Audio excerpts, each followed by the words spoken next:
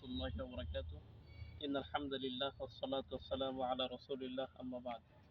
প্রিয় মুসলিম ভাই বোন, গত মাজলিসে আলোচনা করেছি জাল হাদিস, জয়ফ হাদিস বিষয়ক কিছু সূরা নিয়ে।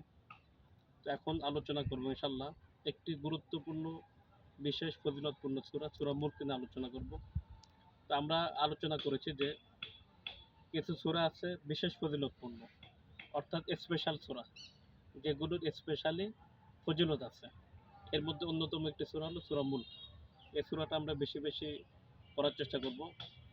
হাদিসের মধ্যে এসেছে আব্দুল্লাহ ইবনে আব্বাস থেকে বর্ণিত, তিনি বলেছেন রাসূলুল্লাহ সাল্লাল্লাহু আলাইহি ওয়াসাল্লাম ইরশাদ করেছেন, যে ব্যক্তি নিয়মিত সূরাতুল মুলক তেলাওয়াত করবে সে ব্যক্তিকে কবরের আযাব থেকে মুক্তি দেওয়া হবে।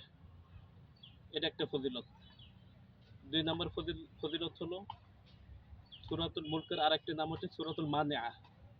মানিআ মানে প্রতিরোধকারী, অর্থাৎ যারা নিয়মিত সূরাতুল মুলক তেলাওয়াত করবে কবরে দেওয়ার পরে এই সূরা মুলক প্রতিরোধ করবে জাহান্নামের ফেরেশতাদের কাছ থেকে।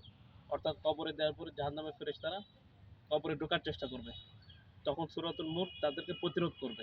এই জন্য এটাকে বলে প্রতিরোধকারী সূরা, এবং কিয়ামত পর্যন্ত প্রতিরোধ করবে, বিশুদ্ধ হাদিস দ্বারা প্রমাণিত। এবং রাসূলুল্লাহ সাল্লাল্লাহু আলাইহি ওয়াসাল্লাম সূরা মুলক মুখস্থ করার জন্য উৎসাহ দিয়েছেন।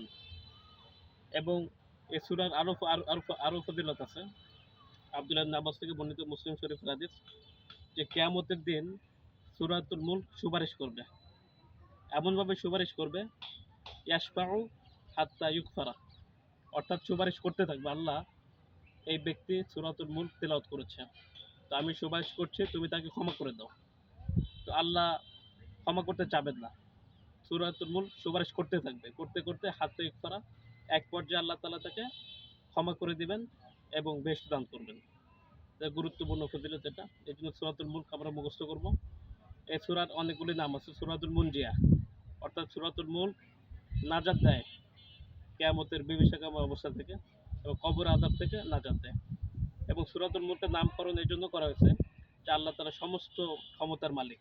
মুলক মানে রাজত্ব, বাদশাহী, সমস্ত বাদশাহের মালিক একমাত্র আল্লাহ তাআলার জন্য।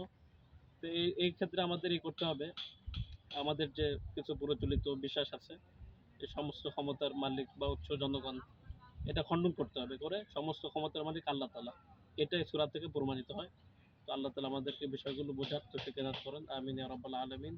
আসসালামু আলাইকুম ওয়া রাহমাতুল্লাহ।